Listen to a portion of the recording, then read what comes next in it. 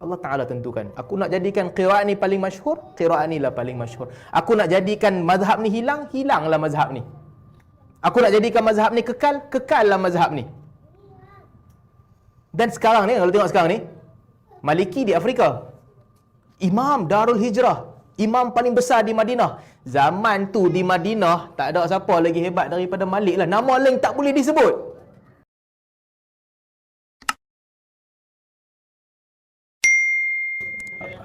Pemerintah ketika itu, Al-Mansur, juga Harun Al-Mansur memerintahkan pada ketika itu, dia perintahkan Malik untuk ditulis muwatta' tu dan disebarkan kepada semua negeri. Itu arahan dia lah, salin muwatta', nasakh. Salin muwatta', sebarkan kepada semua negeri dan wajibkan orang ikut mazhab Maliki. Itu arahan pemerintah. Dan itu yang Imam Malik tolak. Imam Malik kata susah untuk mengumpulkan orang di atas satu mazhab setelah mereka berbeza-beza sebelum tu. Mereka mengamalkan apa yang mereka belajar daripada para sahabat Nabi sallallahu alaihi wasallam, dan di negeri-negeri ini telah ada pun mufti-mufti yang besar. Di Syam ada Al-Auza'i yang orang selesa mengikut pandangan Al-Auza'i. Di Mesir ada Laith bin Sa'ad yang orang selesa mengikut pandangan Laith bin Sa'ad. Di Iraq ada Sufyan As-Sauri yang orang selesa mengikut pandangan dia. Malik kata susah untuk memaksa orang kepada satu pandangan. Jadi yang tidak diterima oleh Imam Malik, dia tak terima khalifah untuk salin banyak-banyak kitab dia dan impose mazhab dia ke semua negeri. Dia tak bagi. Imam Malik tak suka. Tuan-tuan, kadang-kadang kan mazhab ni tersebar bukan kerana mazhab tu lebih betul daripada mazhab lain. Dia ada banyak faktor-faktor lain. Ada orang yang dia berani untuk paksa mazhab tu. Apabila dia berani paksa mazhab tu, akhirnya mazhab dia mungkin menjadi dominan. Dia mungkin menjadi dominan sebab orang paksa. Ada orang dia tak nak dipaksa, dia tak jadi dominan. Dan kadang-kadang Allah takdirkan ada orang yang hebat dalam keilmuan tapi mazhab dia mati dan hilang. Laith adalah orang yang hebat. Para ulama menyebutkan ketika itu dikatakan kalau bandingkan Laith dengan Malik, Laith lebih mendalam dia punya pengetahuan fiqh, qiyasnya dan hadisnya lebih mendalam. Gabung antara dua-dua. Tapi Allah Ta'ala takdirkan mazhab dia hilang. Mazhab Maliki kekal. Kenapa semua ini? Adalah hikmahnya. Qiraat yang kita baca. Contoh kan, qiraat yang kita baca Al-Quran. Dikatakan bacaan Ibnu Umar lebih tepat dengan bacaan Quraisy. Dikatakan Quraisy baca begitu.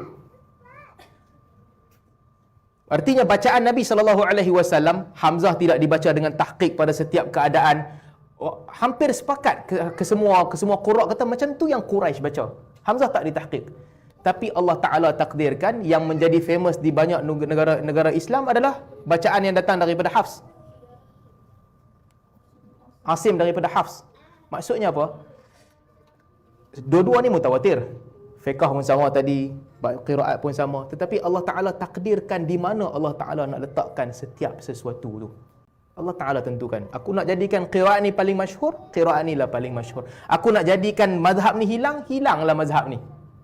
Aku nak jadikan mazhab ni kekal, kekallah mazhab ni. Dan sekarang ni, kalau tengok sekarang ni, Maliki di Afrika, Imam Darul Hijrah, imam paling besar di Madinah. Zaman tu di Madinah tak ada siapa lagi hebat daripada Malik lah. Nama lain tak boleh disebut.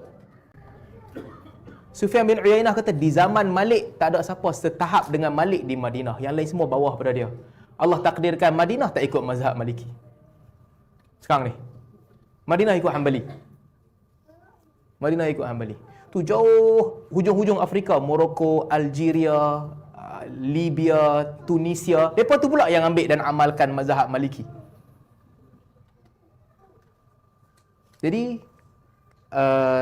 ini semua takdir Allah Subhanahu Wa Taala. Dan Allah Taala takdirkan Malaysia dan Indonesia ikut mazhab Syafi'i.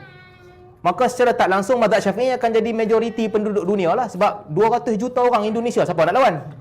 Kumpul banyak mana negara pun tak dapat banyak tu. Jadi majoriti. Dan Allah Ta'ala takdirkan India dan Pakistan mengikut Hanafi. Campur orang Muslim dekat-dekat di tengah-tengah Asia ni pun ramai. Jadi kalau kira majoriti sekarang ni Syafi'i dan juga Hanafi lah. Sebab kawasan tempat kita ikut Syafi'i, di tengah-tengah India mengikut Hanafi. Meskipun majoriti negara Arab Hanbali dan Maliki. Kalau pakai logik kita, macam-macam orang boleh kata. Tak, orang Arab lagi pandai daripada Ajam. Mungkin yang lebih tepat adalah Maliki dan juga dan Hambali. Ikut logik lagi satu pula kata, tak, sebenarnya yang majoriti tu yang betul. Jadi yang betul adalah Syafi'i. Lagi satu pula kata, tak, kalau campur-campur semua negara, India, Pakistan, Bangladesh, Hanafi lagi banyak daripada Syafi'i. Hanafi yang betul.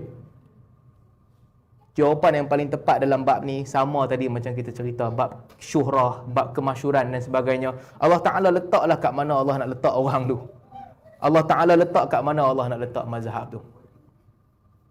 Ini semua urusan Allah yang mana akhirnya kita cuba untuk mengikut apa yang kita rasakan benar, itu yang kita ikut. Tapi kedudukan sesuatu tu Allah nak letak dekat mana, ini kita pun tak tahu. Hikmah dia wallahu a'lam. Kita pun tak tahu hikmah dia apa. Apa hikmahnya, tuan-tuan kalau fikir kan, apa hikmahnya Allah Ta'ala nak takdirkan Saidina Hussein yang Nabi SAW sayang betul Saidina Hussein mati dibunuh? Apa hikmah dia?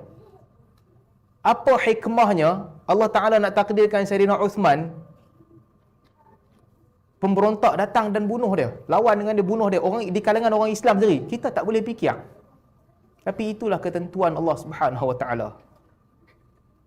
Jadi kebenaran bukan diukur dengan situasi semasa. Sebab situasi semasa ni ada hikmah yang kita tak boleh nak faham. Kebenaran diikut apa yang kena dengan Quran, apa yang kena dengan hadis Nabi SAW, yang itulah yang betul. Yang itulah yang betul. Okey, itu sedikit sebanyak soalan untuk kata Hambali. Kata Hambali. Qatar, Saudi, Hambali. Qatar, Saudi, Kuwait juga. Kuwait yang bukan, Kuwait ni banyak mazhab tapi kebanyakannya Hambali. UAE mazhab apa? UAE Maliki ke? Saya tak pasti. Okay, mungkin dia kot Maliki. Okey, kita berhenti dulu setakat hari ini. Mudah-mudahan Allah Subhanahu Wa Taala memberi manfaat kepada ilmu yang kita belajar.